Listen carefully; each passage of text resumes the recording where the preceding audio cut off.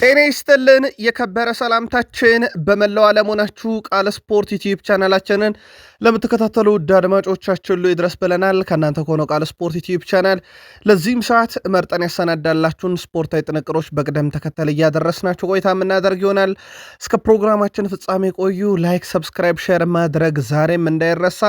የአውሮፓ ሊግ ጨዋታዎች እየተካሄዱ ይገኛሉ። በወጡ ዩቲዩብ ዙሪያ አሊያም ጨዋታዎቹ ካልጀመሩ ቅድመ ግምት እያጋራችሁን ቆይታችሁ ከኛ ጋር እንዲሆን በአክብሮት ጋበዝን። በዚህኛውም ጥንቅራችን እንደ ሁልጊዜው ከሀገራችን ኢትዮጵያ በርካታ መረጃዎችን ይዘናል።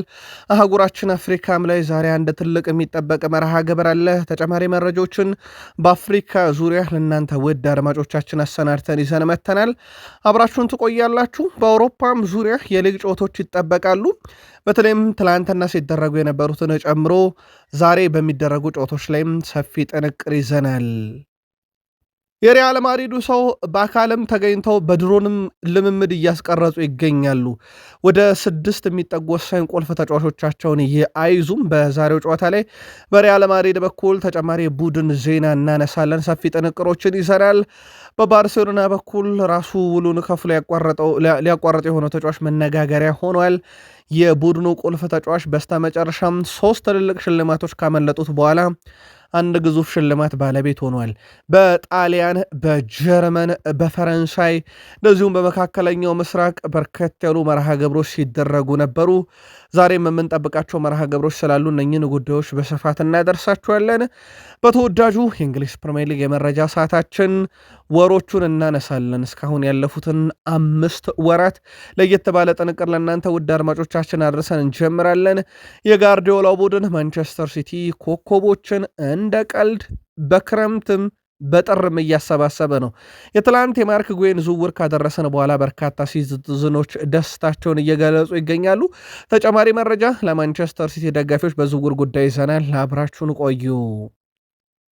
በቼልሲ የመረጃ ሰዓታችን የቡድኑን አምበል እናነሳለን። በመረጃ ሰዓታችን ከምናነሳቸው አበይት ጉዳዮች ውስጥ ከዛ ውጪ ሊያም ሮዘኒየር የእንግሊዝ ፕሪሚየር ሊግንም በደርቢ ነው የሚጀምሩት።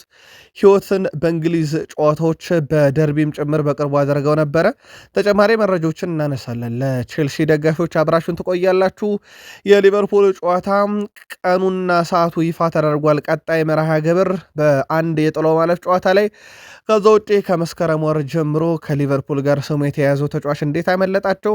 ሊቨርፑል እንዲህ ያስፈርሟቸውስ የነበሩ ተጫዋቾች ለስንተኛ ጊዜ ነው ያመለጧቸው? ሊቨርፑል ከ2017 በኋላ ሊቨርፑል የቨርጅል ቫንዳይክ ተተኪና በሊቨርፑል ጉዳይ ጋዜጠኛ ፖል ጆይስ ለየት ያለ ጥንቅር ይዞ መጥቷል። የሊቨርፑልም ደጋፊዎች ሰፊ ጥንቅር ስለያዝን ሀሳብ አስተያየታችሁን እያጋራችሁን አብራችሁን ቆዩ ብለናል።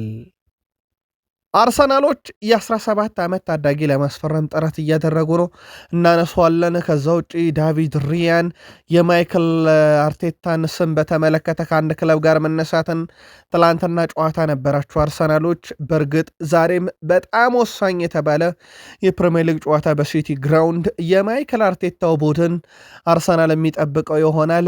ልዩ ጥንቅር ለአርሰናል ደጋፊዎች ይዘናል። አብራችሁን ስትቆዩ ትከታተሉታላችሁ። ስኬታማ ለመሆን እፈልጋለሁ፣ የማንንም ጫጫታና ጫና አልሰማም ያሉት ማይክል ካሪክ በማንቸስተር ዩናይትድ ህይወትን እንደጀመሩ ይታወቃል። እሳቸው ብዙ ጫጫታ እየሰሙ አይደለም ብሏል። ከዛ ውጭ ያነሷቸውና ከጋዜጠኞች ምላሽ እንዲያቀርቡ የተጠየቁባቸው ጉዳዮች አሉ። ሪዮ ፈርዲናንድ ከሰር አሌክሳንደር ቻክማን ፈርጉሰን በኋላ 49 ተጫዋችን ቆጠርኩ ብሎ 3 ብቻ አስቀርቷል። ማጓየር ስለ ተሰናባቹ ሩበን አሞሪምና ስለ ዩናይትድ ቆይታው፣ ሉዊስ ኤንሪኬ ስማቸው ከዩናይትድ ስለመያያዙና ሰፊ ጥንቅር በዩናይትድን በኩል ይዘናል። አብራችሁን ቆዩ። ላይክ፣ ሰብስክራይብ፣ ሼር ያደርጉን። ሀሳብ አስተያየታችሁን ስለምታጋሩን እኛ መስጋኞች ነን። ቅድመ ግምታችሁን አሊያም በየክለቦቻችሁ በተመዘገቡ ውጤቶች ሀሳባችሁን እያጋራችሁን መልካም ቆይታ ተመኘን። በቃል ስፖርት ዩቲዩብ ቻናል ለዛሬ በይደርልን የያዝነው አንድ የኢትዮጵያ ፕሪሚየር ሊግ ጨዋታ ነበረ። ኢትዮ ኤሌክትሪክ ከኢትዮጵያ ንግድ ባንክ። ጨዋታው በኢትዮ ኤሌክትሪክ 2-1 አሸናፊነት ተጠናቋል። ኢዮብ ገብረ ማርያም 6ኛው ደቂቃ ላይ እንዲሁም ደግሞ ሐሰን ሁሴን 73ኛው ደቂቃ ላይ ሁለቱን የኢትዮ ኤሌክትሪክ የማሸነፊያ ግቦች አስቆጥሯል። የኢትዮጵያ ንግድ ባንክን ብቸኛ አንድ ግብ ቢኒያም ካሳሁን ነበር 67ኛው ደቂቃ ላይ ከመረብ ማዋሃድ ችሎ እየነበረው። ውጤቱን ተከትሎ ወደ ቤተሰቦቻችን ኢትዮ ኤሌክትሪክ ነጥብ 25 ሲደር ተሸናፊው ንግድ ባንክ እዛው 17 ነጥብ ላይ ለመቅረት ተገዷል። ኢትዮጵያ ፕሪሚየር ሊግ ትላንትና የተሻለ ነበረ፣ ግቦችም በስፋት ነበሩት።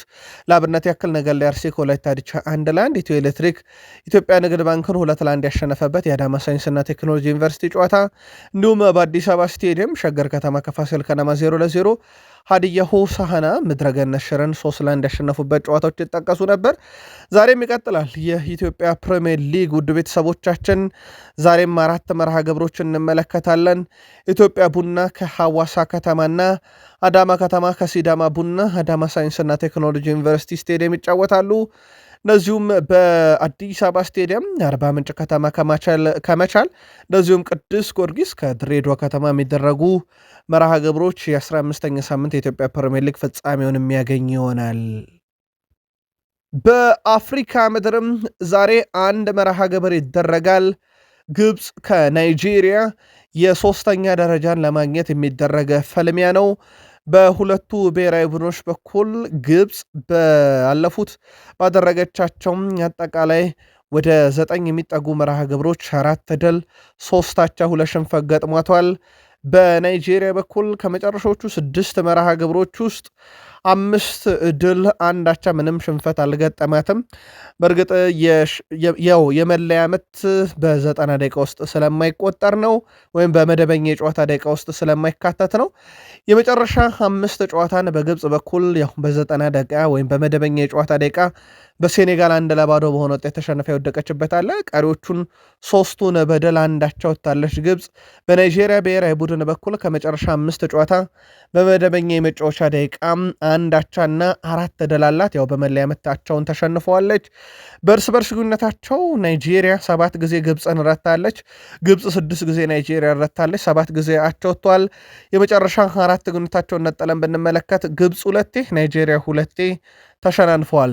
ዛሬ ምሽት 1 ሰዓት ሲል የደረጃ ፍልሚያቸውን ያደርጋሉ። ቅድመ ገመታችሁ ልታጋሩን ትችላላችሁ። ካልቨን ባሴ በአፍሪካ ዋንጫ በጣም አስደናቂ ጉዞን እያደረገም የሚገኘው ተጫዋች ነው በሱፐር ኤግልሶች። ይህም ተጫዋች የመጨረሻ ጨዋታውን እንደዚሁ የሚያከናውን ይሆናል። በአውሮፓ የመረጃ ሰዓታችን በፊት የተወሰኑ የአፍሪካ ጉዳዮችን እናክልላችሁ። የአፍሪካ ዋንጫ ካያቸው 50 ዓመታት አልፏቸዋል ብሎ ነበረ ከሰሞኑ የግብፅ ብሔራዊ ቡድን አሰልጣኝ ሆሳም ሐሰን ወንድምና ረዳት አሰልጣኝ ኢብራሂም ሐሰን ናቸው ይህን ሀሳብ የተናገሩት። አሰልጣኙ የሞሮኮ ጋዜጠኞችን እናንተ እኮ አፍሪካ ዋንጫን ካሸነፋቸው 50 ዓመት አልፏቸዋል ብለው ዘልፏቸው ነበር። የግብፅ እግር ኳስ ፌዴሬሽን በዚሁ ምክንያት አሰልጣኙን ለማሰናበት መወሰኑ ቢዘገብም ሐሰት ነው ተብሏል። ግብፅ ዛሬ ከናይጄሪያ ጋር ካለባት የደረጃ ጨዋታ በፊት የብሔራዊ ቡድኑ አሰልጣኝ ከጋዜጠኞች ጋር ቆይታ አድርገው ነበረ። ሞሮካዊ ጋዜጠኛ አሰልጣኙ ግብፅ በሴኔጋል ተሸንፋ የተሰናበተችው በሜዳዋና ሆቴል ምክንያት እንደሆነ እና ለምን ስለ ድክመታቸው እንዳላወሩ ጠይቆ ነበረ። ግብፃዊ ጋዜጠኛ ሞሮካዊን ክብር ነክ ጥያቄ ጠይቀዋል በሚል በተቃውሞ ጋዜጣዊ መግለጫውም ለቀው ወጥተዋል። አሰልጣኝ ሆሳም ሐሰን በበኩላቸው ጥያቄው ክብር የጎደለው ነው አልመልስም ብለዋል። ምክትል አሰልጣኙም ኢብራሂም ሐሰን ግን ለጋዜጠኞች እናንተ እኮ የአፍሪካ ዋንጫን ካያችሁ 50 ዓመት አለፋችሁ ብለው ዘልፈዋቸው ነበርም። ለማንኛውም ሞሮኮና ግብፅ በዚህን ያክል ደረጃ በአፍሪካ ዋንጫ ሆደኛ ጀርባ ይሆናሉ ተብሎ አልተጠበቀ። ምክንያቱም ግብፅ ከደቡብ አፍሪካ በነበራቸው መርሃ ግብር አብዛኛው ደጋፊ ለግብፅ የነበረው ሞሮኮያን ነበሩ። አሁን ግን በጋዜጠኛና በጋዜጣዊ መግለጫ በመጣ ጸብ ምክንያት ሆድና ጀርባ መሆናቸው ቀጥሏል። አስተናጋጁ ሀገር ሞሮኮም ለሳምንታት ሲካሄድ የቆየውን የ2025 የሞሮኮ አፍሪካ ዋንጫ ውድድር የፊታችን እሁድ ፍጻሜ ትሰጣለች። በፍጻሜ ውድድሩም አዘጋጅ ሀገር ሞሮኮ ከሴኔጋል እንደምትገናኝ ይታወቃል። የሞሮኮ ትምህርት ሚኒስቴር የተማሪዎች የመጀመሪያ መንፈቅ ማጠቃለያ ፈተናን ለጊዜው አራዝሜዋለሁ ብሏል። የሀገሪቱ ትምህርት ሚኒስቴር ፈተናውን ያራዘመው ከእሁዱ የአፍሪካ ዋንጫ ፍጻሜ ጨዋታ ጋር እንዳይጋጭ መሆኑን ጠቅሶ ተማሪዎችም ሳይጨናነቁ ፈተና እንዲያከናውኑና ብሔራዊ ቡድናቸውን ድጋፍ እንዲሰጡ ሲባል ቀኑ ተራዝሞላቸዋል ተብሏል። እሁዱ የፍጻሜ ጨዋታ በሞሮኮና በሴኔጋል መካከል እንደሚደረግ ይታወቃል። ወደ አውሮፓ መረጃችን ተሻገርን። በአውሮፓ መረጃችን የስፔን ላሊጋን እናስቀድም። ውድ ቤተሰቦቻችን ትላንትና በስፔን ላሊጋ እንደ መርሃ ግብር ነበረ። ስፓኞል በሜዳውና በደገፊት በዢሮና ተሸንፏል። የዢሮናን የእንግዳውን ቡድን ሁለት የማሸነፊያ ግቦች ቫንት 48ኛውና 93ኛው ደቂቃ ላይ ሁለቱንም ከመረብ ማዋሃድ ችሏል። ድፍን 3 ነጥብ ማግኘት ችሏል እንግዳው ቡድን ዢሮና።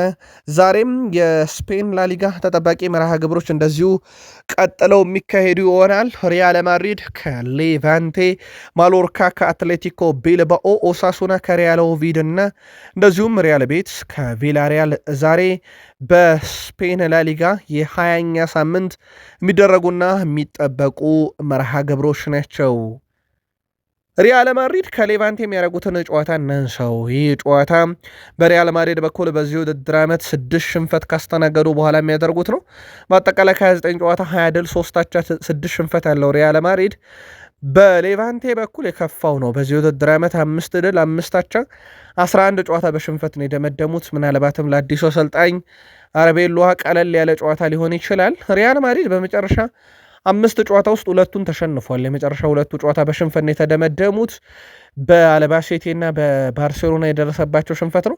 ቀሪ 3 ጨዋታ በድል አጠናቋል። ሌቫንቴ ከመጨረሻ 5 ጨዋታ 1 ድል ነው ያላቸው፣ 2 አቻ 2 ሽንፈት ገጥሟቸዋል። ሪያል ማድሪድ ሌቫንቴን 27 ጊዜ ረቷል። ሌቫንቴ 6 ጊዜ ረቷል። 4 ጊዜያቸው ወጥተዋል። የመጨረሻ 4 ግንኙነት ውስጥ ሪያል ማድሪድ 2ቱን ሲረታ ሌቫንቴ 1 ሪያል ማድሪድን አሸንፏል።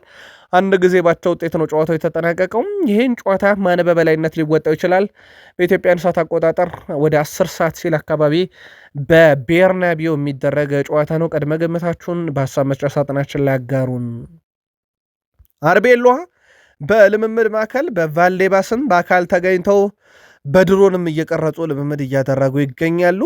ግን እሳቸው በድሮን በሚከታተሉት ልምምድ ውስጥ አንድሬ ሉኒን፣ ኤደር ሚሊቶ፣ አንቶኒዮ ሩዲገር፣ ፌርላንድ ሜንዲ፣ ትሬንት አሌክሳንደር አርኖልድ እና ሮድሪጎ ጎኤዥ በጉዳት ምክንያት የሉም። እሳቸውም ለተጫዋቾቹ ምን እንደሚያደርጉ መናገር የኔ ስራ ነው ብለዋል። እነሱ ካልፈጸሙት ግን በግልጽ አላብራራውላቸው ማለት ነው።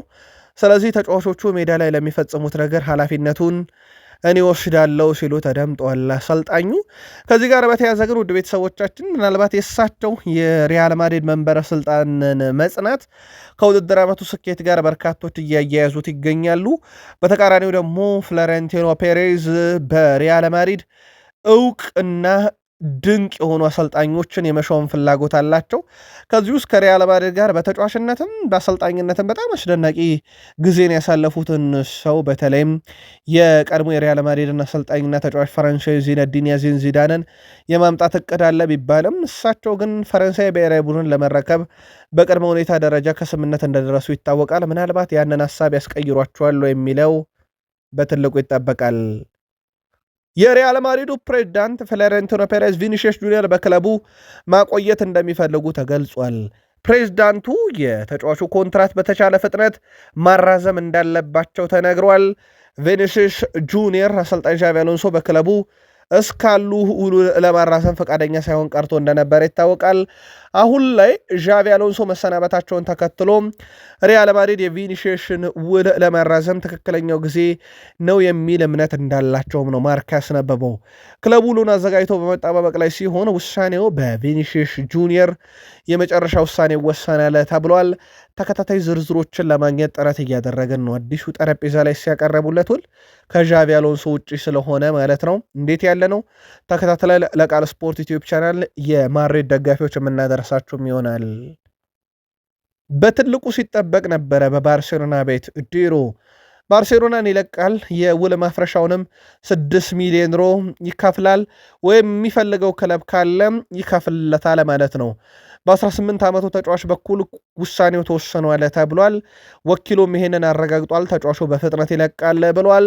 ዴሮ በቀጣይ እንግዲህ አዲስ ክለብንም ይቀላቀላል ተብሏል።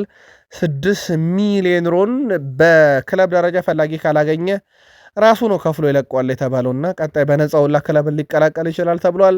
ዴሮ በትልቅ ደረጃ ሲጠበቅ ነበር፣ ግን ሃንሲ ፍሊክ ዋና ቡድን ውስጥ ሰብሮ መግባት ያልቻለ ወጣት ተጫዋች ነው። በእርግጥ የባርሴሎና ቡድን ውስጥ አሁን ሰብሮ ለመግባት በጣም አስቸጋሪና በጣም ጥራት ያለው ስብስብ አላቸው። ሃንሲ ፍሊክና ወጣቱ ተጫዋች በእንደዚህ አይነት መልኩ ከባርሴሎና እንደሚለቅ ተረጋግጧል። ራፊኒያ 6 የግብ አስተዋጽኦ ባለፉት 3 ጨዋታ ነበረው። በሬሲንግ ሳንታንዴር ላይ አሲስት፣ በሪያል ማድሪድ 2 ግብ፣ በአትሌቲኮ ቢልባኦ ላይ 2 ግብና 1 አሲስት የነበረው ተጫዋች ነው። ታዲያ ራፊኒያ ትላንትና ባለም አቀፉ የ433 ስፖርት የዓመቱ ምርጥ ተጫዋች ተብሎ ተመርጧል። ባላንዱርን 5ኛ ደረጃ ሆኖ ያጠናቀቀ፣ በፊፋ የዓመቱ ምርጥ 3 ውስጥ ያልተካተተ፣ በፊፋ ፕሮ የዓመቱ ምርጥ 11 ውስጥ ያልተካተተው ተጫዋች ትላንትና በዓለም አቀፉ የ433 የደጋፊዎች የዓመቱ ምርጥ ተጫዋች ተብሎ ራፊኒያ መመረጥ ችሏል። ምናልባት በቀጣይ ውድድር ዓመት ባሊዮን ዶርን ለማግኘት ምናልባት ዘንድሮ ባርሴሎና አንዱን ዋንጫ አሳክቷል። ቀጣይ ዋንጮችን እያሳካ የሚሄድ ከሆነ ደግሞ ዘንድሮ ሌላ ተፎካካሪ ይጠብቋል። የክለቡ ተጫዋች ላሚን ያማል እና የብራዚሉ ተጫዋች በሪያል ማድሪድ የፈረንሳዊ ተጫዋች በሪያል ማድሪድ ኬሊያን ምባፔ ቀጥተኛ ተፎካካሪ ይሆናሉ ተብሎ ይታሰባል። በጣሊያን ሴሪኤ ትላንትና አንድ መርሃ ግብር ተመልክተን ነበረ። ፔዥያን ከአታላንታ ያገናኘ ጨዋታ ነበር። ጨዋታው 1-1 በሆናቸው ውጤት ተጠናቋል። በአታላንታ በኩል ክሪስቶቪች 83ኛው ደቂቃ ግብ አስቆጥሮ አታላንታዎች ይመሩ ነበረ። በኋላም ላይ ግን ለፔዥያ በ87ኛው ደቂቃ ላይ ዱርሲን ባስቆጠረው ግብ ጨዋታው 1-1 በሆናቸው ውጤት ተጠናቋል። በጣሊያን ሴሪኤ ዛሬም መርሃ ግብሮች እንደዚሁ ቀጥለው የሚካሄዱ ይሆናል። ዩዲኒዜ ከኢንተር ሚላን የሚያደርጉት ጨዋታ ዛሬ በጣም ትልቁ ጨዋታ ነው። ከዛ ናፖሊ ከሳሱሎ፣ ካግላሪ ከዩቬንቱስ ዛሬ በጣሊያን ሴሪኤ በትልቁ ከሚጠበቁና በደረጃ ሰንጠረዡም ላይ የራሳቸውን ተጽዕኖ ካላቸው ጨዋታዎች ውስጥ ይጠቀሳሉ። በጀርመን ቡንደስሊጋ 6 ግቦችን ያየንበት የ18ኛ ሳምንት መርሃ ግብር ተመለከትን። በወርደር ብሬመን እና በአይንትራክ ፍራንክፈርት መካከል የነበረ ጨዋታ ነው። 6 ግብ ስናይ 3-3 ነው ጨዋታው የተጠናቀቀው። በባለሜዳው ወርደር ብሬመን በኩል 3ቱን ግቦች ናጅመህን 29ኛው ደቂቃ ላይ፣ ስታጅ 78ኛው ደቂቃ ላይ እና ሚሊሶቪች 80ኛው ደቂቃ ላይ አስቆጥሯል። ለአይንትራክ ፍራንክፈርት 3ቱን ግቦች ካሉሙንዶ 1ኛው ደቂቃ ላይ፣ ኮሊንስ 56ኛው እና ናፉ 95ኛው ደቂቃ ላይ ያስቆጠሯቸው ግቦች ጨዋታው 3-3 ተጠናቆ 6 ግቦችን እንድናይ እያስቻለ ነበረ። ዛሬም ይቀጥላል የጀርመን ቡንደስሊጋ። ኮሎኝ ከሜንዝ፣ ሃምቡርግ ከቦሩሲያ ሞንቹግላድባ፣ ሆፈንሄም ከባየርን ሌቨርፑሰን፣ ወልፍስበርግ ከሄደንሄም፣ ቦሩሲያ ዶርስመን ከሴንት ፖሊን ምሽት 11 ሰዓት ከ30 ምሽት 2 ሰዓት ከ30 ሲል ደግሞ አረቢ ሌፕዚግ ከባየር ሙኒክ የሚያደርጉት ጨዋታ ዛሬ በትልቁ በጀርመን ቡንደስሊጋ የሚጠበቅ መርሃ ግብር ነው። በጀርመን ቡንደስሊጋ ከክለቡ ጋር በጣም አስደናቂ ጊዜን እያሳለፈ የሚገኘው ሉዊስ ዲያዝ በዘንድሮ የውድድር ዓመት 29 የግብ አስተዋጽኦን ማበርከት ችሏል በሁሉም ውድድሮች ላይ። በነገራችን ላይ እሱ ትቶት በመጣው ሊቨርፑል ውስጥ እንደ አጠቃላይ ሳላህ 17፣ ኮዲ ጋክፖ 17፣ ኤኬቴኬ 17፣ ሼቦዥ ላይ 16፣ ሪያን ግራቨንበርክ 7፣ ኢሳክ 4፣ ፍሎሪያን ቬርዝ 11 የግብ አስተዋጽኦ አላቸው። እሱ ትቶት ከመጣ በኋላ ሊቨርፑልን በአዲሱ ቡድኑ አዲስ አልሆነም። ከትቷቸው ከመጣም ተጫዋቾች ውስጥ በጣም የተሻለ የግብ አስተዋጽኦ አለው። አንድም ሊቨርፑል ዲያዝን አልተካም ተብሎ የሚታማበት ዲያዝ አምና በሊቨርፑልም እያለ ያደረገው ነገር እና ዘንድሮ በባየር ሙኒክ የሚያደርገው ነገር በትልቁ ይጠቀሳል። በፍራንስ ሊግ ፓሪስ ሰን ዠርሜን ከሊል ያደረጉትን ጨዋታ 3-0 በሆነ ውጤት አሸንፈው ድፍን 3 ነጥብ ወስደውበታል። በጨዋታው ላይ ኦስማን ዴምቤሌ 13ኛውና 64ኛው ደቂቃ 2 ግቦችን፣ ባርኮላ 92ኛው ደቂቃ ላይ ቀሪ ግብ በጨዋታው ላይ አክሏል። ኦስማን ዴምቤሌ ባለፉት 5 ጨዋታ 6ኛ የግብ አስተዋጽኦ ሲያበረክት በመጨረሻዎቹ 4 ጨዋታ ደግሞ 4ኛ ጎሉን ነው ትላንትና ማስቆጠር የቻለው። ትላንትና እንዲያስቆጠራት ግብ ግን ፍጹም አዝናኝ ናት። ምናልባት ማን እንደዚህ አይነት ግብ በእግር ኳስ ውስጥ ሊያስቆጠር ይችላል ብለን ሁላ መለስ ብለን ሌጀንዶችን እንድናይ ያስገደደ አይነት ግብ ነው ያስቆጠረው። ምናልባት ሜሲ እንደዚህ አይነት የቺፕ ግቦችን ሲያስቆጠር ተመልክተናል። ይሄኛው በተወሰነ መንገድ ግን ቺፕም ሆኖ በጣም ለየት ያለ ነውና ኦስማን ዴምቤሌ ትላንትና እጅ ባፍ የሚያስጭን ግብ ነው ከመረብ ማዋሃድ የቻለው። ምናልባት እየቀለደ ሁላ ሊመስል ይችላል። ምናልባት ግቧን የተከታተላችኋት ግን ኦስማን ዴምቤሌ እየተጫወተ ወይንስ እየቀለደ የሚመስል አይነት ግብን ያስቆጠረው፣ ግን እጅ ባፍ የምታስጭን በጣም ውብና ማራኪ ግብ ነበረ በጨዋታው ላይ ያስመለከተው። ቪታኒያ በፍራንስ ሊጋ 6ኛ አሲስቱን ትላንትና አስመለከተን። ሌላውን ኑኖ ሜንዴሽ ነው ሊነገርለት የሚገባው። ገና በ23 ዓመቱ ምድራችን ላሉ የተባሉ ዋንጮችን ከዓለም ዋንጫ ውጭ ያሳካው ተጫዋች ትላንት 90 ደቂቃ ሲጫወት ለምን በአውሮፓ ውስጥ ምርጡ ተከላካይ እንደሆነ ያሳየም ነበር። 89% ኳስ የማቀበል ስኬት ነበረው። አንድ የግብ ዕድል ፈጠረ። 89 ኳስ ነክቷል። ከ5 ድሪብል 4ቱን አሳክቷል። ተከላካይ ነው ግን 5 ኳስ ተቃራኒ ሳጥን ውስጥ ነክቷል። 7 ኳስ ሶስተኛ የሜዳ ክፍል ላይ ያቀበለ፣ 1 ኳስ ከግብ ክልል አራቀ፣ 6 ኳስ መልሶ ነጠቀም፣ ከ13 የመረብ ላይ ግንኙነት 9 አሸነፈ፣ 7.9 ሬቲንግ ተሰጥቶት በጣም ድንቅ ምሽት አሳልፎ ለምን አውሮፓ ውስጥ የግራ ምርጡ ፉልባክ እንደሆነ የሚያየንበት ጨዋታ ነበረ። ሌላኛው ትላንትና ሞናኮ በሜዳውና በደጋፊ ፊት በሎሪየንት 3-1 በሆነ ውጤት ተሸንፏል። ሞናኮ ከቅርብ ጊዜ ወዲህ የውጤት ቀውስ ገጥሞታል። ትላንት በሜዳውና በደጋፊ ፊት ሽንፈት ሲገጥመው በሎሪየንት የሎሪየንትን 3 የማሸነፊያ ግቦች ዲንጌ 68ኛው ደቂቃ ላይ፣ ማክኙ 85ኛው ደቂቃና ካሪም 87ኛው ደቂቃ ላይ አስቆጥሯል። በሞናኮ በኩል ብቸኛዋን ግብ ሲታማ የነበረው አንሱ ፋቲ 76ኛው ደቂቃ ላይ አስቆጥሮ ግን ቡድኑን ከሽንፈት አልታደገም። ውድ ቤተሰቦቻችን ከውጤቶቹ በኋላ ፓሪስ ሰን ዠርሜን ወደ መሪነት መጥቷል በ42 ነጥብ።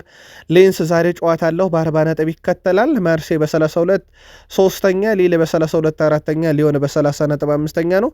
ግን ቀሪዎቹ ቡድኖች ጨዋታ አላቸው። ዛሬ እንግዲህ መሪ የነበረው ሌንስ በፓሪስ ሰን ዠርሜን ብልጫ ተወስዶበታልና ወደ መሪነቱ ለመመለስ በሜዳውና በደጋፊ ኦግዤርን የሚያስተናግድ ይሆናል። ምሽት 1 ሰዓት፣ ቱሉስ ከኒስ ምሽት 3 ሰዓት፣ አንገርስ ከኦሎምፒክ ሊዮን ምሽት 5 ሰዓት ከ5 ደቂቃ ሲል በፍራንስ ሊጋ ጨዋታቸውን የሚያከናውን ይሆናል። በመካከለኛው ምስራቅ አልኢታድ ያልተጠበቀ ሽንፈት አስተናግዷል። የከሪም ቤንዜማ ቡድን በባለፈው ሳምንት ነጥብ ጣለ፣ ትላንትና ተሸነፈ። ቀይ ካርዱ ግን አልቀረለትም። ሌላኛው የመካከለኛው ምስራቅ ቼልሲ ሆኗል። በተከታታይ ቀይ እያዩ ነው የአልኢታድ ተጫዋቾች። ትላንትና በአሊትፋክ 1-0 በሆነ ውጤት ሽንፈት ገጥሟቸዋል። አልጋናም ነበር 54ኛው ደቂቃ ላይ ብቸኛዋን ግብ ያስቆጠረው። ዛሬ ትልቅ ጨዋታ ይደረጋል በሳውዲ ፕሮ ሊግ። አልናስር ከአልሻባብ ይጫወታሉ። አልናስር በዚህ ውድድር ዓመት በመጨረሻዎቹ 4 ጨዋታ የደረሰበት ነጥብ በመጣል ከመሪው አልሂላል ወይም ለመሪው አልሂላል ራሱ ነጥቡን አሳልፈው ያስረከበው እሱ እንደሆነ ይታወቃል። በሁለቱ ክለቦች መካከል ያለው የነጥብ ልዩነት አሁን 7 ነው። ምናልባት ቀድሞ ጨዋታ ያደርጋል አልናስር ዛሬ። ክርስቲያኖ ሮናልዶ ቡድን የነጥብ ልዩነቱን ማጥበብ ይችላል። ጨዋታው ምሽት 2:30 አልናስር በሜዳውና በደጋፊት የክርስቲያኖ ሮናልዶ ቡድን አልሻባብን የሚያስተናግድ ይሆናል። ውድ የቃል ስፖርት ዩቲዩብ ቻናል ቤተሰቦቻችን ከእናንተ ከሆነው ቃል ስፖርት ዩቲዩብ ቻናል ለሰዓቱ መርጠን ያሰናዳላችሁን ስፖርታዊ ጥንቅር በቅደም ተከተል እያጋራናችሁ እንገኛለን። ከተወዳጁ የእንግሊዝ ፕሪሚየር ሊግ ታላላቅ ክለቦችና ወቅታዊ መረጃዎች ወዳገኘናቸው የዕለቱ ጥንቅሮች እንሻገር። ላይክ፣ ሰብስክራይብ እያደረጋችሁም በመደግፏቸው ክለቦች ወቅታዊ ሁኔታዎች ላይም ሀሳብ አስተያየታችሁን እያጋራችሁን ከቃል ስፖርት ዩቲዩብ ቻናል ጋር በድጋሜ መልካም ቆይታ ተመኘን። ውድ ቤተሰቦቻችን ፕሪሚየር ሊጉ ኦገስት ላይ ነበር የጀመረው። ጃክ ግሪሊሽን የወሩ ምርጥ አድርጎ ሸለመ። ከዛ በኋላ ሴፕቴምበር ላይ ሃላንድ፣ ኦክቶበር ላይ ብሪያን ቤሞ፣ ኖቬምበር ላይ ኢገር ቲያጎ፣ ዲሴምበር ዶሚኒክ ካልቨርት ሊዊን አለን። ትላንትና የጃንዋሪ ይቀጥላል። በአሰልጣኝም ዘርፍ ላይ ኦገስት ላይ ፕሪሚየር ሊጉ ሲጀምር አርኔ ስሎት የኦገስት ወር ምርጥ አሰልጣኝ፣ የሴፕቴምበር ኦሊቨር ግላስነር፣ የኦክቶበር ሩበን አሞሪም፣ የኖቬምበር ኤንዞ ማሬስካ ብለን ሁለቱም አሰልጣኞች ተሰናበቱ በጃንዋሪ ላይ። ከዛ የዲሴምበር ኡናይ ኤምሬ ብለን ትላንት መረጠን። ጃንዋሪ ይቀጥላል። በአሰልጣኞችም ዘርፍ በምርጥ ግብነት የተመረጡት ዶሚኒክ ሶቦስላይ ኦገስት ሊቨርፑል ላይ ያስቆጠራት፣ ሴፕቴምበር ላይ ማርቲን ዙቤሜንዲ ኖቲንጋም ፎረስት ላይ ያስቆጠራት፣ ኦክቶበር ላይ ኤሜሊያኖ ቡዋንዲያ ቶትናም ላይ ያስቆጠራት፣ ኖቬምበር ላይ ታይለር አዳምስ ሰንደርላንድ ላይ ከመሃል ሜዳ መጥቶ ያስቆጠራት፣ በዲሴምበር ወር ደግሞ ሃሪ ዊልሰን ክሪስታል ፓላስ ላይ ያስቆጠራት ብለን መረጥን። የጃንዋሪ ይቀጥላል። የወሩ ምርጥ ኳስ የማዳን ሂደት ጄምስ ትራፎርድ ለሲቲ እየተጫወተ ኦገስት ላይ የመጀመሪያው ወር ማለት ነው ከብራይተን ጋር ሲጫወቱ ያዳናት። ጃልጂ ዳናሮማ ሴፕቴምበር ወር ላይ የሲቲው ግብ ጠባቂ ከዩናይትድ ጋር ሲጫወቱ ያዳናት ኳስ። እንደዚሁም ማርቲን ዱብራክ የበርኔው ተጫዋች ከወልቭስ ጋር ሲጫወቱ ያዳናት ኳስ። በኦክቶበር በኖቬምበር ጀርደን ፒክፎርድ ከዩናይትድ ጋር ሲጫወቱም ለኤቨርተን ያዳናት ኳስ። በዲሴምበር ወር ደግሞ ትላንትና ዳቪድ ሪያ ብራይተን ላይ ከብራይተን ጋር ሲጫወቱ ለአርሰናል ያዳናት ኳስ ተመርጣለች። የጃንዋሪ ይቀጥላል። እንደዚህ እያለን ጃንዋሪ ወር ላይ እንደደረስን ይታወቃል። ትላንትና ሲቲ ማርክ ጉዌን ለማስፈረም ከስምነት ከደረሰ በኋላ ነገ የሕክምና ምርመራውን በሲቲ ተገኝቶ ያደርጋል። ተጫዋቹ ከሰኞ ጀምሮ ደግሞ ከሲቲ ጋር ልምምድ ያደርጋል። ሲቲ ትላንት ጠይቆ በሰዓታት ውስጥ የፈጸመው ዝውውር ነው። በእርግጥ ሲቲ ከሰሞኑ የዝውውር ጥያቄ ሊያቀርብ ነው ብለን በቃል ስፖርት ዩቲዩብ ቻናል ዘገባ ሰርተንላችሁ እንደነበረ ይታወቃል። ማርክ ጉዌ በክሪስታል ፓላስ ከሚከፈለው 6 እጥፍ ሳምንታዊ ደሞዝ በማንቸስተር ሲቲ ያገኛል። ማርክ ጉዌ በታላቁ ክለብ ማንቸስተር ሲቲ ቤት ከኤርሊንግ ሃላንድ በመቀጠል ከበርናንዶ ሲልቫ እኩል 300,000 ፓውንድ ክፍያዎችን ያገኛል። ይህም ተጫዋቹ በክሪስታል ፓላስ ከሚያገኘው ሳምንታዊ 50,000 ደሞዝ በ6 እጥፍ ነው ያደገለት ማለት ነው። በዓመት 15.6 ሚሊዮን ፓውንድ፣ በወር 1.3 ሚሊዮን ፓውንድ፣ በሳምንት 300,000 ፓውንድ፣ በቀን 42,900 ፓውንድ፣ በሰዓት 1,800 ፓውንድ እያገኘ የሲቲን የተከላካይ ክፍል ያጠናክራል ማለት ነው። ማንቸስተር ሲቲ በእንደዚህ አይነት መልኩ ራሱን እያጠናከረ ነውና በቀጣይ ዓመታትም የአውሮፓን እግር ኳስ ለመቆጣጠር በሚደረገው ጥረት ውስጥ ምርጥ ተጫዋቾችን ወይም ከዚህ የተሻለ ስኳድ ዴብዝ አልፈልግም ያሉት ፔፕ ጋርዲዮላ የስኳድ ዴብዛቸው በጣም እየሰፋ ይገኛል። ማርክ ጉዌ ዝውውር ተከትሎ አሁን በማንቸስተር ሲቲ የተከላካይ ክፍል ውስጥ ሩበን ዲያሽ፣ ዮሽኳ ግቫርዲዮል እና ጆን ስቶንስ ጉዳት ላይ ቢሆኑም እንደ አጠቃላይ እነሱን ደምረን ማርክ ጉዌ፣ አብዱልካድር ኮሳኖፍ፣ ናታን አኬና ማክስ አላይን ሆነዋል። በጣም ጠንካራ ይመስላል። የማንቸስተር ሲቲ ባለፉት 12 ወራት ውስጥ ከባለፈው ጥር ጀምረን ማለት ነው ባለፈው አንድ ዓመት ካስፈረማቸው ተጫዋቾች ውስጥ ድምር ካየን 12 ደርሷል። ወደ ቤተሰቦቻችን እንደ ቀልድ ፔፕ ጋርዲዮላ ለነኚህ 12 ወር ውስጥ 12 ተጫዋቾች 500 ሚሊዮን ፓውንድ ሲቲ ፈሰስ አድርጓል። ከግብ ጠባቂ እስከ ተከላካይ፣ ከአጥቂ እስከ ግብ ጠባቂ የቀረ የለም። ሁሉም የሜዳ ክፍል ያስፈርሟል። በነገራችን ላይ ጥር ላይ የሚያመጧቸውን ተጫዋቾች ብናያቸው ራሱ አምናም ብናይ ጥር ላይ የመጡት ተጫዋቾች ጥራት ዘንድሮም ብናይ እንደ ማርክ ጉዌ ያለ በጣም ወሳኝ የፕሪሚየር ሊግ አጥቂ ተከላካይ እንደ አንቶኒዮ ሴሜንዮ ያለ ምርጥ አጥቂ አስፈርመዋልና የእሳቸው ቡድን በ12 ወር ውስጥ ለ12 ተጫዋች 500 ሚሊዮን ፓውንድ ወጪ ያደርጓል። የሲቲ መረጃ አልጨረስንም። የሲቲ ደጋፊዎች ቆዩን፣ እንመለሳለን። ቼልሲ ጋር ደርሰናል። ለጊዜው ሪስ ጄምስ በቼልሲ ቤት የአውሮፓ ሻምፒዮንስ ሊግ፣ የዓለም ክለቦች ዋንጫ፣ የሱፐር ካፕ ዋንጫ፣ የኮንፈረንስ ሊግ ዋንጫን የመሳሰሉ ግዙፍ መድረኮችን በአምበልነት ከቡድኑ ጋርና በተጫዋችነት ያነሳ ነው። እነኚህ ትልልቅ ዋንጫዎችም ቼልሲን በአውሮፓ ዙሪያ ታሪካዊ ክለብ እንዳደረጉት ይታወቃል። እነኚህን ዋንጫ በድምር ያነሳ አንድም የምድራችን ክለብ እንደሌለ ይታወቃል። ቼልሲ እነኚህንም ያነሳ የመጀመሪያውም ያነሳ የፕሪሚየር ሊግ ክለብ ነው። በዚህ ውስጥ ደግሞ አምበሉ ሪስ ጄምስ በትልቁ ይጠቀሳል። አሰልጣኝ ሊያም ሮዘኒየር እሱ ከአምበልም በላይ ብለው በመጡ በጥቂት ቀናት ውስጥ እንዳወደሱት ይታወቃል። ሊያም ሮዘኒየር የመጀመሪያም በእንግሊዝ ታላላቅ ክለቦች የገጠሙት ቡድን አርሰናልን ነው። በካራባኦ ካፕ የግማሽ ፍጻሜ እሱም የለንደን ደርቢ ጨዋታ ሆኖባቸው ነበረ። አሁን ሌላ የለንደን ደርቢ ጨዋታ ይጠብቃችኋል ከብሬንትፎርድ ጋር። በደረጃ ሰንጠረዡ ላይ ብሬንትፎርድ 5ኛ ቼልሲ 8ኛ ሆነው በሁለት ነጥብ ልዩነት በብሬንትፎርድ ተበልጠው የሚያደርጉት ጨዋታ ነው። ስለዚህ ለእሳቸው ቀላል ያልሆነ የለንደን ደርቢ ጨዋታ ዛሬ ይጠብቃቸዋል ማለት ነው። ጨዋታው አመሻሽ 12 ሰዓት በስታምፎርድ ብሪጅ ስቴዲየም ይደረጋል። ቼልሲ በዚህ ውድድር ዓመት 15 ድል 8 አቻ 9 ሽንፈት ገጥሞታል። በብሬንትፎርድም በኩል የሽንፈት ብዛቱ ልክ እንደ ቼልሲ 9 ነው። ድሉ ግን ያንሳል። 13 ድል 4 አቻ ብቻ ነው ያላቸው። ቼልሲ በመጨረሻዎቹ 5 ጨዋታ 1 ድል ብቻ ነው ያለው። 2 ተሸንፎ 2 አቻ ወጥቷል። በብሬንትፎርድ በኩል ባለፉት 5 ጨዋታ ሽንፈትን አያቋትም።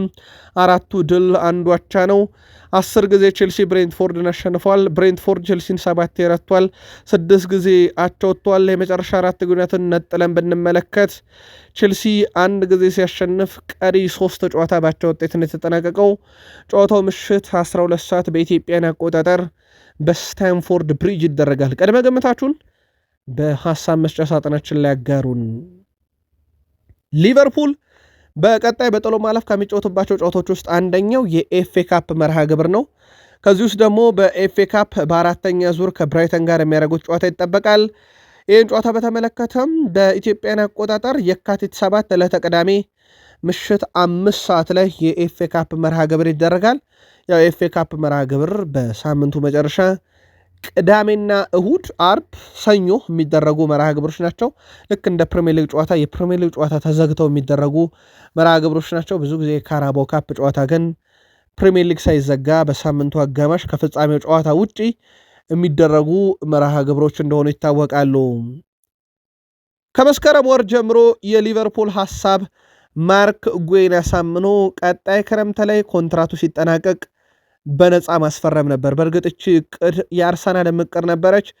ክረምት ላይ ተጫዋቹ ለማስፈረም ሊቨርፑል ጣጣውን ጨርሶ የሕክምና ምርመራውን ለማድረግ ቀጠሮ ካስያዘው በኋላ ክሪስታል ፓላሶች ተተኪ ሳናገኝ አንለቀውም ብለው ባለቀ ሰዓት የቀረው ዝውውር ነበረና ሊቨርፑል ዝውውር በእንደዚህ አይነት መልኩ አመለጣቸው። በነገራችን ላይ ሊቨርፑል ሊያስፈርሟቸው ከጫፍ ደርሰው ተጫዋች ሲያመልጣቸው ይህ የመጀመሪያው አይደለም። ናቤል ፌከር ከሊዮን ወደ ሊቨርፑል ሊፈርም ሁሉ ነገር አልቆ ነበር። እንዲሁም ናቤል ከሊቨርፑል የሚዲያ ጋርም ስለ ሊቨርፑል ጉዳይ እንግዲህ ቃለ መጠይቁን ላድርጎ ነበር ተብሎ የሕክምና ምርመራ ውጤት አስጊ ነገር ስላለበት ሳይፈርም ቀረም። በተጫዋቹም በኩል እንግዲህ ውሉ ቀረ። ማርክ ጉዌን በተመሳይ በእንደዚሁ አይነት መልኩ የሕክምና ምርመራውን ሊያደርግ ከጫፍ ደርሶ የቀረ ዝውውር እንደሆነ ይታወቃል። እንደ ኤሮፓያን አቆጣጠር በፈረንጆች አቆጣጠር ከ2017 ጀምሮ ሊቨርፑል 6 ተከላካይ ብቻ ነው ያስፈረመው። እነሱም ቨርጅል ቫንዳይክ፣ ሴፕ ቫን ደንበርግ፣ ኢብራሂማ ኮናቴ፣ ኦንዞን ካቢንክ በውሰት ቤን ዴቪዝ እና ቨርጅል ቫንዳይክን እንጠቅሳለን። ምናልባት ከቨርጅል ቫንዳይክን በኋላ ሊቨርፑል ሊያገኘው የሚችለው ትክክለኛ የቨርጅል ቫንዳይክ ተተኪ ነበርና በክረምት በነፃ እናስፈርመዋለን የሚለው የሊቨርፑል እቅድ ለተጫዋቹ አሳማኝ አልነበረም። ተጫዋቹ ይልቁንስ የፔፕ ጋርዲዮላን ማንቸስተር ሲቲ ያውም ለክሪስታል ፓላስም ጠቃሚ በሆነ መንገድ ገንዘብ አስገኝቶ ሲቲን ይቀላቀላል። በነገው ዕለት የሕክምና ምርመራውን ያደርጋል ተብሎ ይጠበቃል። ፖል ጆይስ ሊቨርፑል በአንፊልድ ስቴዲየም ከገጠማቸው የወገብ በታች ያሉ ክለቦች ውስጥ ነጥብ ማግኘት እየተቸገረ ነው ብሏል። ወይም ደግሞ ከአዳጊም ክለቦች ጋር በተለይም ከፎረስት፣ ከወልቭስ፣ ከሊድስ አሁን ደግሞ ካደገውም ሰንደርላንድ በጣም እየተቸገረ ያለ ቡድን ብሎታል። በእነዚህ 4 ጨዋታ ሊቨርፑል ያስቆጠራቸው ጎሎችም 3 ብቻ መሆናቸውን የሚያነሳው ጋዜጠኛው የተፈጠሩ የግብ ዕድሎችም በጣም ዝቅተኛ ናቸው። ይህም የሚያሳየው ቡድኑ የግብ ዕድሎችን በመፍጠር ደካማ እንደሆነ ነው። ሊቨርፑል ቶፕ 4 ውስጥ ያለውን ደረጃ ለማስጠበቅ ከፈለገ እንደዚህ አይነት ከወገብ በታች ያሉና አዳጊ ክለቦች ላይ ነጥብ ማግኘት ይጠበቅበታል ብሏል። በመጨረሻም ፖል ጆይስ የሊቨርፑል የግብ ዕድል ፈጠራ ችግር አጉልቶ በማሳየት ቡድኑ በአስቸኳይ መሻሻል አለበት የሚልንም ሰፊ ጽሑፍ ነው ይዞ የወጣው። በርካታ ሊቨርፑልያንና አሰልጣኝ አርኔ ስሎት በራሳቸው የተስማሙበት ጉዳይ አንዱ ቡድኑ የግብ ዕድል የመፍጠር ችግርን በተመለከተ ነው። ዛሬስ በአንፊልድ ሮድ ስቴዲየም እንዴት ያለ ነገር ይጠብቀዋል? ጨዋታው ከበርንሌ ጋር የሚደረግ ነው። ከበርንሌ ጋር በሚደረገው ጨዋታ ዙሪያ ተጨማሪ መረጃዎችን እናንሳ። ሊቨርፑል በዚህ ውድድር ዓመት 16 ድል 6 አቻ 9 ሽንፈት የገጠመው ቡድን ነው። በእርግጥ ሽንፈቶቹ 11 ጨዋታ አልፏቸዋል ከተመለከትናቸው። በበርንሌ በኩል በዚህ ውድድር ዓመት 5 ድል ብቻ 4 አቻ ያለው ይልቁንስ 15 ሽንፈት የገጠመው ቡድን ነው። በመጨረሻዎቹ 5 ጨዋታ ላይ ግን ሊቨርፑል 2 ብቻ ድል ነው ያለው። በ3 ጨዋታ ነጥብ ጥለዋል። ባቻ ውጤት ነበር ያጠናቀቁት። በበርንሌ በኩል ባለፉት 5 ጨዋታ 1 ድል አላቸው፣ 2 አቻ 2 ሽንፈት። ሊቨርፑል በርንሌን 51 ጊዜ ረቶታል። በርንሌ 33 ጊዜ ሊቨርፑል ረቷል፣ 23 ጊዜ አቻ ወጥቷል። የመጨረሻን 4 ግንኙነታቸውን ነጥለን ብናይ 4ቱንም ሊቨርፑል ድል አድርጓል። የዛሬውን የፕሪሚየር ሊግ የ22ኛ ሳምንት መርሃ ግብርስ ማን በበላይነት ሊወጣ ይችላል? ቅድመ ግምታችሁን በሀሳብ መስጫ ሳጥናችን ላይ ልታጋሩን ትችላላችሁ። አርሰናል ሊያስፈርማቸው ከሚሻቸው ተጫዋቾች ውስጥ በተለይም ወጣት አማካዮች ቅድሚያ ሰጥቶ እየሰራ ነው ተብሏል። በእርግጥ አንድሪያ ቤርታም በቀጣይ ክረምቱ ላይ ሁላ ለቡድኑ ሊያመጧቸው ያሰቡ ተጫዋቾችን ምልመላ አጧጥፈው ቀጥለዋል። አርሰናል የ17 ዓመቱን ሰርቢያ ባለተሰጥኦ ቫሲሊዮን ኮስቶቭ የሬድ ስታር ቤልግሬዱን አማካይ ተጫዋች በመለሜዎች በኩል እየተከታተሉ ይገኛሉ። አሁን በርካቶች ቀጣዩ ፔድሪ እያሉት ነው። ከባርሴሎና ፔድሪ ጋር እንግዲህ እያነጻጸሩት ነው። እሱን ለማስፈረም ከባየር ሙኒክ ከባርሴሎና ጋር ፍላጎት ስላለ አርሰናል ከበድ ያለ ፉክር ይጠብቀዋል። ተጫዋቹ በጥር ወር አይሸጥም ብሏል ሬድ ስታር ቤልግሬድ። ሬድ ስታር ቤልግሬድም ከ17 ሚሊዮን ፓውንድ በላይ ለ17 ዓመቱ ተጫዋች ከቀረበለት ያጤናል እየተባለ ነው። አርሴናል ሁኔታውን በጥብቅ ከሚከታተሉ የፕሪሚየር ሊግና የአውሮፓ ክለቦች ውስጥ ይጠቀሳል። መረጃው የዘሰን ነው። የእጅ ውርወራ አሰልጣኝ ከሰሞኑ ወደ ቡድኑ አምጥቶም እጅ ውርወራንም አጠናክሮ የቀጠለው አርሰናል በእጅ የሚጫወተው ዳቪድ ሪያን የወሩ ምርጥ ብሎ እንዳስመረጠ ይታወቃል። በነገራችን ላይ መግቢያችን ላይ የፕሪሚየር ሊግ መግቢያችን ላይ ስለዚች ሽልማት ነግረናችሁ ነበረ። ዳቪድ ሪያ የፕሪሚየር ሊጉ የወሩ ምርጥ ኳስ የማዳን ሂደትን ተመርጧል። የዲሴምበርን የያንኩቡ ሜንታን ከብራይተን ጋር በነበረ ጨዋታ ያዳነ ኳስ ናት። የወቅቱ በጣም አነጋጋሪ ነበረች እና እንደውም አንዳንዶች ሰፊ ሀተታም ጭምር በዳቪድ ሪያ ላይ እንዲሰሩ ያስቻለችም ነበረች። በዛሬው ጨዋታ ላይ እንግዲህ ዳቪድ ሪያ የአርሰናል ሌላ ቁልፍ ሰው ሆኖ በጨዋታው ላይ ይገኛል ተብሎ ይጠበቃል። በጣም አስደናቂ ተጫዋች ለምን አርሰናል ቤት እንደመጣም ባለፉት ጥቂት ዓመታት አሳይቷል። ከፍተኛውም የፕሪሚየር ሊግ ክሊን ሺት በሱ እጅ እንዳለ ይታወቃል። ማይክል አማርቲያን አርቴታ ስማቸው በስፋት ከማድሪድ ጋር እየተነሳ እንደነበረ በርካቶችም በሀሳብ መስጫ ሳጥናችን ላይና በእጅ ስልኮቻችንም ጭምር መልእክቶች ሲደርሱን ነበረ። ከዚህ ጋር በተያያዘ ውድ ቤተሰቦቻችን መረጃው በጋዜጠኞችና በሩመር ደረጃ የወጣ እሳቸው እንደ አማራጭ ቀረቡ እንጂ ሪያል ማድሪድና ፍሎሬንቲኖ ፔሬዝ በይፋ ማይክል አርቴታ እቅድ አካላችን ውስጥ አሉ ወይም ዝርዝራችን ውስጥ ያሉ አሰልጣኝ ናቸው ብለው መረጃም አልሰጡም፣ ይፋም አልተደረገም። ስለዚህ እነኚህ በጋዜጠኞች ደረጃ የወጡ የሩመር መረጃዎች ብቻ ናቸው። ማይክል ማርቲያን አርቴታ እንደ ሲቲ አይነት ጥራት ያለው ቡድን አላቸው ተብሎ ባይገመትም እንደ ሲቲ አይነት ጠንካራ የውድድር ዓመት ግን ዘንድሮ እያሳለፉ ይገኛሉ። ምናልባትም በቀጥታ ከተፎካካሪያቸው ሲቲ አንጻር ካየን ዘንድሮ የስኳድ ዴብዛቸው ፍጹም የተሻለ ነው። እንደ ሲቲ ግን በጀት ፈሰስ ተደርጎላቸው በጥርም ተጫዋች ያመጣሉ ተብሎ የሚታሙ አይነት አሰልጣኝ አይደሉም። ምናልባትም አምና የፈጸሙት ዝውውር ዘንድሮ ለዋንጫ ካበቃቸው የዘንድሮ የሳቸው ቡድን ከባለፉትም ጥቂት ዓመታት ሁለተኛ ሆነው ከጨረሱባቸው በተወሰነ መንገድ ቢሆን ጠንከር ያለ ነው። በታዳጊዎች ትላንትና የኤፍኤ ካፕ መርሃ ግብር ነበረባቸው። በማንቸስተር ሲቲ ታዳጊዎች 5-2 ተሸንፎ ከውድድር ተሰናብቷል። ታዳጊ ቡድኑም ብዙ ተስፋ የተጣለበት ታዳጊ ቡድን ነው። በእርግጥን ማክስ ዶማንን በጉዳት ያጣ ታዳጊ ቡድን ቢሆንም ትላንትና ተሸንፈዋል። ዛሬ ግን አርሰናል በዋናው ቡድን ትልቅ ጨዋታ ይጠብቀዋል። ከኖቲንግሃም ፎረስት ጋር የሚደረግ መርሃ ግብር ነው። ይህን ጨዋታ በተመለከተ ደግሞ ሰፊ መረጃ ስለያዘን አብራችሁን ቆዩ። አርሰናል ከኖቲንግሃም ፎረስት የፕሪሚየር ሊግ የሁለተኛ ሳምንት በትልቁ ከምንጠብቃቸው ጨዋታዎች ማይክል ማርቲያን አርቴታም በትልቁ ከሚጠብቋቸው ጨዋታዎች ውስጥ ሲጠየቁ የቀሩት 17ቱም ጨዋታ ለኛ ትልቅ ነው ማለታቸው ይታወቃል። ዛሬ ምሽት 2:30 በሲቲ ግራውንድ ነው ጨዋታው የሚደረገው።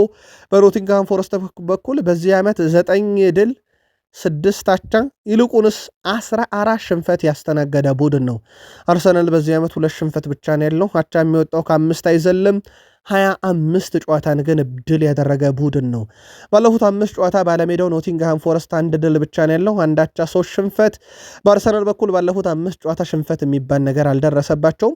ከሊቨርፑል ጋር 0-0 አቻ የወጡት ጨዋታ ይጠቀሳል። ቀሪ 4 ጨዋታን በድል ነው የደመደሙት አርሰናሎች። አርሰናል 56 ጊዜ ኖቲንግሃም ፎረስትን ረቷል። በተቃራኒው ኖቲንግሃም ፎረስት 29 ጊዜ አርሰናል ረቷል፣ 23 ጊዜ አቻ ወጥቷል። የመጨረሻ የአራት ግንኙነታቸውን ነጠለን ከተመለከትን አርሰናል 3ቱን ሲረታ በአንድ ጨዋታ 0-0 አቻ ወጥቷል። የመጀመሪያ ጨዋታ በፕሪሚየር ሊግ የዚህ ዓመት አርሰናል 3-0 በሆነ ውጤት የኤምሬትስ ላይ ያሸንፏል። ዛሬ ምሽቱ 2:30 በሲቲ ግራውንድ ጨዋታው ይደረጋል። ማን በበላይነት ሊወጣ ይችላል? ቀድመ ግምታችሁን ላኩልን። የማንቸስተር ዩናይትዱ ጊዜያዊ አሰልጣኝ ማይክል ካሪክ ማንቸስተር ዩናይትድ ስኬታማ መሆን እንደሚፈልግ ተናግሯል። በዚህ ኃላፊነት እዚህ መሆን አስደናቂ ነው፣ እንዲሳካልኝ እፈልጋለሁ፣ ትልቅ ስራ አለብን ሲል ተደምጧል። ማይክል ካሪክ ዓላማችን እንደ ግልና እንደ ቡድን መሻሻል ነው ያለው ካሪክ ያንን ነው ማድረግ የምንወደው፣ በግልም ስትለወጥ ቡድንም ይለወጣል ብለዋል። የቀድሞ ተጫዋቾች እሳቸውን ከፍ ዝቅ እያደረጉ ለዩናይትድ በየትኛው ስራቸው ነው የሚመጥኑት ብለው የገዛ የቀድሞ የቡድን አጋሮቻቸውና ወዳጅ ጓደኞቻቸው ለተቿቸው ምላሽ ሲሰጡም ጫና አይሰማኝም፣ የስራው ባህሪ ነው፣ ሰዎች ጥሩም መጥፎም ቢናገሩ እኔ ግድ አይሰጠኝም እያሉ ይገኛሉ። ማይክል ካሪክ በተለይም ሮይኪን በቀጥታ ነው በየትኛው ስራው ነው ማይክል ካሪክ ዩናይትድን የሚያሰለጥነው ሲል፣ ጋሪ ኔቨል ደግሞ አመቱን ሙሉ ስኬታማ እንኳን ቢሆን በቋሚነት ዩናይትድን አይመጠንም ብሎ የቀድሞ የቡድን አጋሩ እንደወረፈ ይታወቃል። እውነቱን ለመናገር ምንም መስሎ አይታየኝም ብለው ማይክል ካሪክ በጋዜጣዊ መግለጫ ለምላሽ ተሰጥቶበታል።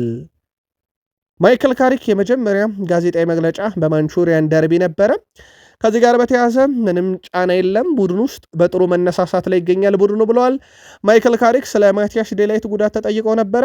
ማቲያስ ዴላይት አሁንም ካጋጠመው ጉዳት አላገገመም፣ ነገር ግን በቅርቡ እንደሚመለስ ተስፋ አደርጋለሁ። ከዚህ በፊት ይመለሳል ብለን ካሰብነው ትንሽ እንደዘገየ እናምናለን፣ ግን በቅርቡ ሊመለስ ይችላል ብለዋል።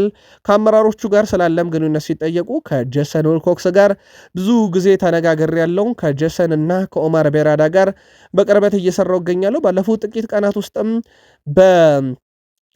በእነሱ ጋር በማንቸስተር ዩናይትድ ጉዳይ ውይይት አደርገናል፣ ቀጣይ ውይይቶችም ይኖሩናል ብለዋል። ዩናይትድ ማለት በዚህ ሰዓት ጄሰን ዊልኮክስ እና ኦማር ቤራዳ ይሁንልን እንዳሉት የሚሆን አይነት ቡድን እንደሆነ ይታወቃልና ሁለቱን ፈላጭ ቆራጮች እያገኘው ነው ብሏል ማይክል ካሪክ። ሪዮ ፈርዲናንድ ስለዚህ ቡድን ይናገራል። ሪዮ ፈርዲናንድ ከሰር አሌክሳንደር ቻክማን ፈርጉሰን በኋላ ዩናይትድ 49 ተጫዋቾችን ሲያስፈርም ተመልክቻለሁ የሚለው ሪዮ ፈርዲናንድ ከዚህ ውስጥ 49 ፊርማ ውስጥ ግን የሰሩት 3ቱ ብቻ ናቸው፣ ቀሪዎቹ እርባና ቢስ ነበሩ ብሎ 46ቱን ዝውውር ተችቷቸዋል።